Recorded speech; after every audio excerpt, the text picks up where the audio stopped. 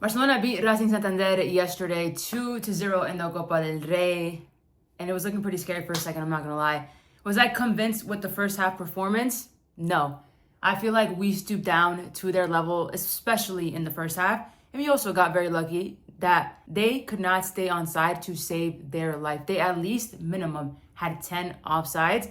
And we also have Joan Garcia to thank because he literally saved our ass towards the end of the game. But listen, we'll get into that. But first things first, if you're new to the channel, like, share, and subscribe. And if you're not, then welcome back. And let's get into it. Listen, if you were hate watching yesterday, which I know Real Madrid fans were because they wanted us to lose so badly. But if you were hate watching yesterday thinking that we were going to pull the same thing that Real Madrid pulled the day before against Albacete, you're wrong. But I will say this, the first 45 minutes, I was not convinced. I was not convinced at all. It was a bit worrisome in some ways because I know, and I saw this team playing at 60%, 65, 70, if that. And I understand, starters that usually play need to be rested, especially after the Classic over the weekend. Pedri, Rafinha, they need rest. And I completely understand that. I was just not convinced. We got so lucky that Racing Santander were offsides the amount of times that they were. And I feel like in these games, right, it could go either way, especially when you play these smaller teams. They will do anything to get a goal. And you can't really underestimate these smaller teams because they will do absolutely anything to score a goal against a team like Barcelona. When we play teams like this, I feel like this team tends to relax and tends to be a little bit too overconfident. Like, yeah, we're going to beat them. Yeah, we're going to score. But when? You know what I mean? It shouldn't take for us to concede a goal for us to wake up and realize, okay, we should put this game to bed now. No, we should put this game to bed early when we had the opportunities. We didn't even have any opportunities in the first half. Barely. We went to goal, one or two times, if that, and I'm being generous. Racing Santander was all over us in the first half. And honestly, our midfield yesterday, it was not convincing per se. I understand players need to play, this and the third, but I feel like there were times where our midfield was just very shaky. We were not connecting passes, and we just were giving the ball over constantly. And our back line, I feel like yesterday did a pretty decent job. Joan Garcia, I feel like every single game that we play, I always have to talk about Joan Garcia because quite literally he saves our asses almost every other game, if not every single game. Because towards the end of the game, we had an opportunity to concede a goal and he literally stopped the man from scoring on us towards the end of the game, which could have been and could have made it 1-1. And I know it must be sickening having to watch Barcelona play as a rival fan, just general hate watching, and having Joan Garcia in net. You want Barcelona to concede so badly, but having a player like Joan Garcia makes it damn near impossible. And listen, I don't know what the guy gets paid currently, but whatever it is, double it. Double it, triple it, because the way he saves Barcelona, bro, it needs to be studied. Now that we're on the topic about player performances, if there's one player that I have to mention from yesterday, it has to be Ferran Torres. Listen, say what you want about the guy. Say that he's a fake number 9. Call him whatever name under the sun. I don't care. But the guy gets you goals. The guy performs.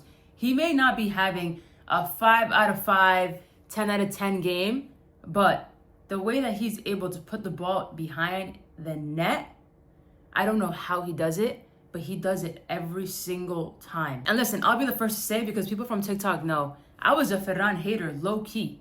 Actually, it's not even low key because I made it public. He was just not the guy for me in the past, let's say 3 years. But over the course of last season and this season, he completely 180'd.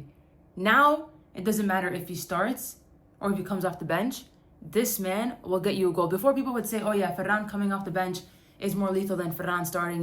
It's just a completely different player. But now, he starts and he still gets you a goal. The fact that he scored right before he was going to get subbed off and Lewa came on, I was like, what is happening? Then you have Lamine Yamal towards the end of the game, makes it 2-0 right before we were going to concede. He goes, makes a play with Rafinha and Lewa, and the ball was supposed to go to Lewa, and he kind of passed it back, and then he passed it to Rafinha, Rafinha passed it back, and then he scored. Made it 2-0. The Lamine and Rafinha link-up play, bro, I'm eating it up every single time. And Rafinha came on because Rashid was not performing. And I'll get to you right now, Rashid, because yesterday, I'm not going to lie, yesterday was not a very good, convincing performance from you. I don't know if it's because you are better coming off the bench or you were just having an off day. And listen, players have off days, I get it. I'm rooting for you. I really want you to do well in this team. And if they're asking for 30 mil to buy you at the end of the season, bro, you best perform. You better play more consistent and be better, because we ain't gonna drop 30 mil on you